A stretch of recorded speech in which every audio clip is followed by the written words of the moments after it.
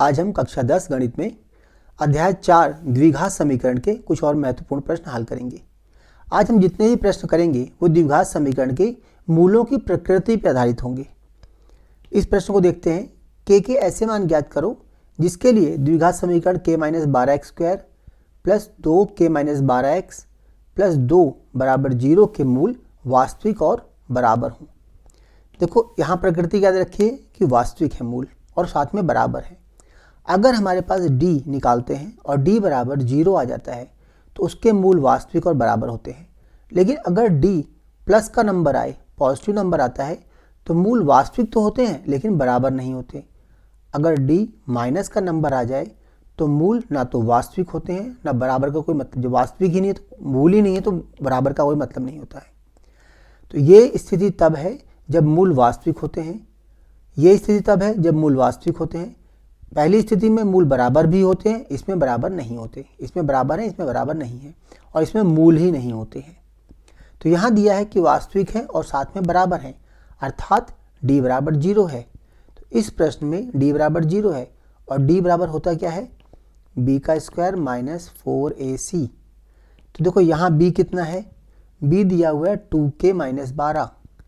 तो हम यहाँ पे लिखेंगे 2k-12 का वर्ग, इस पूरे का वर्ग, माइनस 4ac। 4a हमें दिया है k-12 और c हमारा 2 है, तो आएगा 4 इंटू a हमारा k-12 है और c है 2। तो ये बराबर 0 होना चाहिए। क्योंकि d बराबर 0 है तो इसलिए ये बराबर 0 होना चाहिए।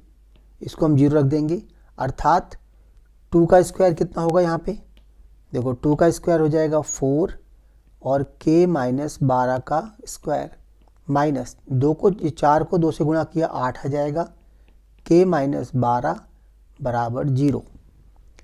इन दोनों समीकरणों में देखो, इन दोनों पदों में, इसमें और इसमें k-12 और 4, देखो 4 यहाँ भी है, 4 से भी कट जाएगा।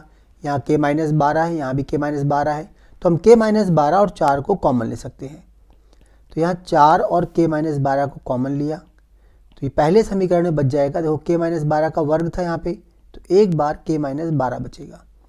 यहाँ माइनस साइन का बच जाएगा, इसको कॉमन ले चुके हैं और 8 में से 4 कॉमन ले चुके हैं, तो यहाँ 2 बचेगा, 4 दूनी 8।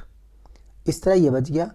अब इसको हम आगे हल करते हैं। 4 ये बराबर हमें 0 पहले दिया गया है, हम पहले से लेके आ रहे हैं, 0 है ये। तो 4 k-12 और यहाँ पे आएगा k-14 बराबर 0। जब दो गुणनखंडों का गुणनफल 0 होता है तो उनमें से कोई एक 0 होता है, अर्थात k-12 बराबर 0 या k-14 बराबर 0। k बराबर 12 होगा या फिर k बराबर 14 होगा। अब इन दोनों को सत्यापित करेंगे हम अपने समीकरण से, द्विघात समीकरण से। अगर हम k का मान 12 रखते हैं तो देखो समीकरण में ये पद 0 हो जाएगा। इसके 0 होते ही क्या होगा, ये 0 हो जाएगा पूरा। यहाँ ये भी 0 हो जाएगा, अर्थात हमारे पास आएगा 2 बराबर 0, जो संभव नहीं है। अर्थात ये मान हमारा गलत है, ये मान समीकरण को सत्यापित नहीं करता। तो उत्तर क्या आएगा, k बराबर 14। k का मान पूछा गया ना, k का मान ज्ञात कीजिए। तो k का वह मान 14 है जिसके लिए इसके मूल वास्तविक भी हैं और बराबर भी हैं।